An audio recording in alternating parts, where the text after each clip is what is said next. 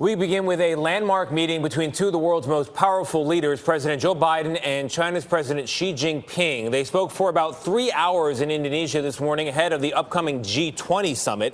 U.S. officials say the conversation ranged from Taiwan's future to Russia's war in Ukraine, and the leaders agreed to work together.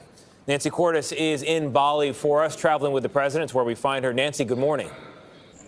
Good morning. The meeting lasted for more than 3 hours. Afterwards, President Biden told us he's not looking for conflict and he believes a Cold War can be avoided, despite years of warnings and threats.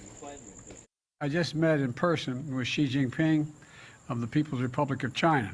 He was clear and I was clear that we'll defend American interests and values, promote universal human rights, and stand up for the international order and work in lockstep with our allies and partners. We're going to compete vigorously. But I'm not looking for conflict. I'm looking to manage this competition responsibly. The leaders of the world's two largest economies sat at long tables facing each other. The two nations at odds over trade, technology, Chinese spying, human rights, and China's growing aggression towards Taiwan. In recent months, China has flown military planes near the self-governed island, firing missiles into the surrounding waters.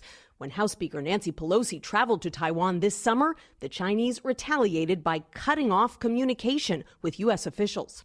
I think both sides realize that if we keep going down the path that we're headed on, that will be conflict. China expert Scott Kennedy says Russia's invasion of Ukraine is also on the agenda.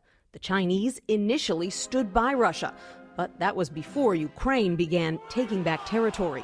They know where their economic bread is buttered, with the West, not with Russia. Today, President Xi argued they can both do better. The world expects that China and the United States will properly handle the relationship. Russia is also a member of the G20, but President Biden will not have an opportunity.